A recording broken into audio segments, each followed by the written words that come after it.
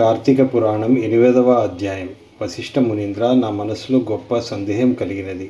ఆ సందేహమును తెలిపెదను, దానిని నశింపజేయము.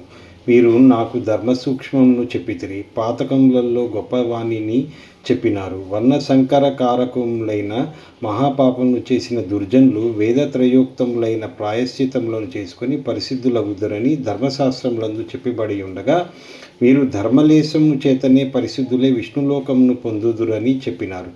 అది ఎట్లు సంభవం మగును?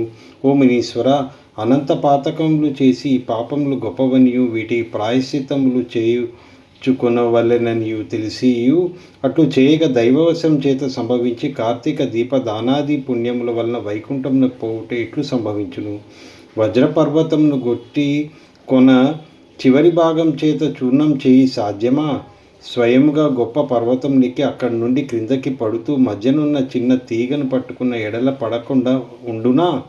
ఇట్టి దృష్టాంతములను బట్టి చూడగా అధికములైన పాపములను చేసి స్వల్ప పుణ్యం చేత వాటి నశింపజేయట ఎట్లు శక్యమగును?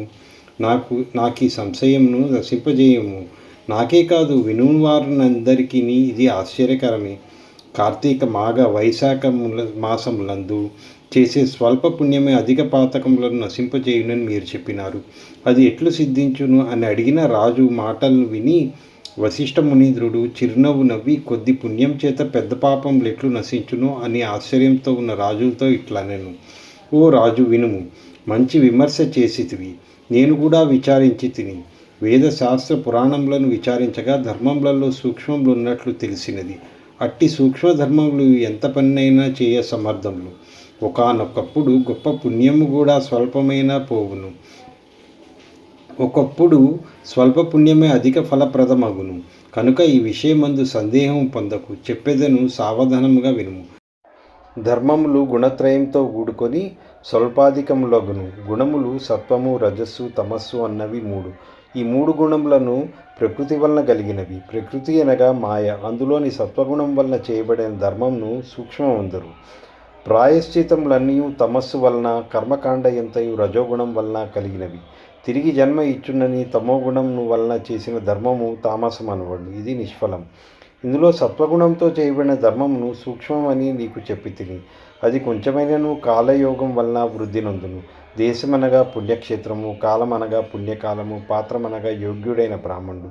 ఈ మూడు విధముల యోగ్యతను విచారించక విధిరహితముగాను మంత్రరహితంగాను చేయి దానాధికము తామసమనబడు. ఇది ఎంత గొప్పదైనను సర్వపాపనాశన సామర్థ్యం గలది కాదు. ఓ జనక మహారాజా, దేశకాల పాత్రములను విచారించి చేసిన ధర్మము అక్షయమై మోక్షహేతువగును. ధర్మము అధికమో స్వల్పమో కాలంను బట్టి విచారించి నిశ్చయించవలను. దేశకాల విచారణ చేసిన ధర్మం వలన సుఖమును పొందుదురు. కాబట్టి జ్ఞానం చేత కానీ అజ్ఞానం చేత కానీ దేశకాల పాత్ర విచారణతో చేసిన ధర్మంను అక్షయఫలం ఇచ్చును. ఇందుకు సందేహం లేదు. పర్వతము ఎత్తుల కట్టెలను పేర్చి అందులో గురువింద గింజతో అగ్నిని ఉంచిన ఎడల ఆ కట్టెలన్నీ బూడిదయగును. గృహంలోని చీకటిని చిన్న దీపంను వెలిగించినా నశించును. చిక్కగా ఉన్న బురద నీటిలో ఎంతకాలం స్నానం చేసినూ చివరికి నిర్మల జలమందు ఒకమారు స్నానం ఆచరించిన ఎడల ఆ మురికిపోను. అట్లే అల్పపుణ్యం చేత అధిక పాపములు నశించగలవు. అజ్ఞానం చేత కానీ జ్ఞానం చేత కానీ చేసిన పాపములు అధికములు కానీ స్వల్పములు కానీ హరినామ సంకీర్తనం వలన నశించును. మహిమ తెలియక చేయబడినదైనను హరినామ సంకీర్తనంచే పాపములన్నీ వెదురు పొదలను అగ్నివలే దహించును. పైన చెప్పిన విషయమై ఒక కథ చెప్పేదను, వినుము. పూర్వకాలం నందు కన్యకుబ్ధమను క్షేత్రమందు వేదాంగ పారంగతుడైన సత్యనిష్ఠుడను ఒక బ్రాహ్మణుడు గలడు. ఆ బ్రాహ్మణునకు పతివ్రతయు ధర్మాత్మురాలు అగు భార్య కలదు. వారిరువురకు చివరి కాలమున అజామిసుడను ఒక కుమారుడు పుట్టెను. అజామిసుడు దురాచరుడును, దాసి భర్తయు, హింసకుడును, నిత్యము దాసి సాంగత్యం నందు ఆసక్తి గలవాడై ఉండెను. అట్టివాడు స్వల్ప పుణ్యం చేత అనగా తెలియక చేసిన హరినామ సంకీర్తనం వలన తరించెను. ఆ అజామిసుడు ప్రవర్తించిన ప్రకారం ఎట్లనైనా అజామిసునకు యవ్వనంన రాగానే దుష్ట బ్రాహ్మణుని ఇంటిలో ఒక దాసి ఉన్నది. దానితో సంగమం చేసి దాని యందు ఆసక్తుడై తల్లిని తండ్రిని విడిచి కామాతురుడై దానితోనే జలపానము భోజనం శయనము జరుపుచు వైదిక కర్మలను విడిచి కామశాస్త్ర ప్రవీణుడై ఆలింగన చుంబనాది కర్మలయందు ఆసక్తి గలవాడి ఆ దాసితోనే నిరంతరం కాలం గడుపుచుండెను. ఆ అజామిసుడు కులాచార భ్రష్టుడైన కారణంన బంధువులందరూ అతనిని గృహం నుండి వెళ్ళగొట్టిరి. ఆ అజామిసుడు ఆ ఊరిలోనే ఒక చండాలుని ఇంటిలో నివాసం చేసుకుని నిత్యము దాసితో కూడి కుక్కలను ఉచ్చులో వేసి మృగములు పట్టుకొనుచు వాటిని వెంటబెట్టుకొని అరణ్యంలో పోయి పశువులను పక్షులను మృగములు చంపి వాటి మాంసంను భుజింపుచు కాలంను గడుపుచుండెను. ఇట్లుండగా ఒకనాడు ఆ దాసి కళ్ళు ద్రాగుదమను యాసతో తాటి చెట్టుకి కొమ్మ విరి క్రిందపడి మృతి చెందెను. తరువాత అజామిసుడు భార్యను చూసి తన ప్రాణముల కంటే అధిక ప్రియమైనది గనుక ఈ చచ్చిన శవంను తన ముందు ఉంచుకొని వికలుడై బహు శోకించి తర్వాత దానిని కొండ గుహయందు పారవేచి ఇంటికి పోయాను. తర్వాత అజామిసుడు యవనవంతురాలైన దాని కూతురుని చూచి పాపాత్ముడు గనుక తన పుత్రికయ్యను నీతిని విడిచి దానితో చిరకాలం సంభోగించి సుఖించెను.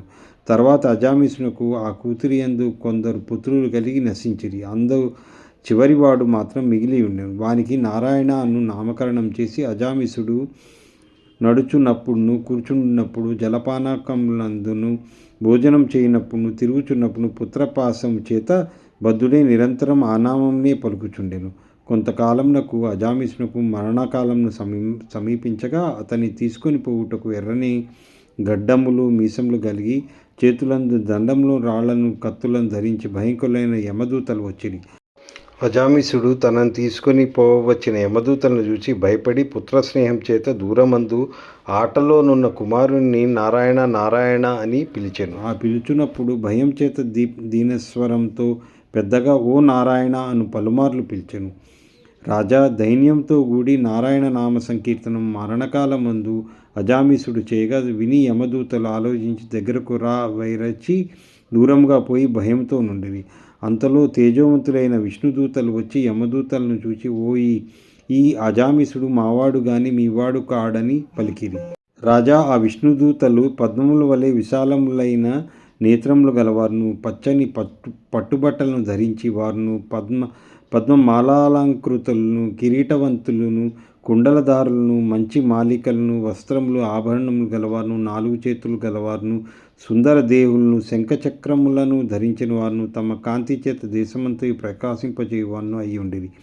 ఇట్టి విష్ణుదూతలు చూచి యమదూతలు మీరెవరు కిన్నరులా సిద్ధులా చారుణులా దేవతలా అని అడుగా యమదూతలు ధిక్కరించి విష్ణుదూతలు అజామిసుని తమ పుష్పక విమానం ఎక్కించుకొని తమ లోకమునకు తీసుకొని పోవు కోరికే గలవారై ఇట్లు పలికిరి. ఇది స్కాందపురాణే కార్తీక మహాత్మ్యమే అష్టామోధ్యాయ సమాప్తః. ఓం నమో నారాయణాయ. ఓం నమః శివాయ.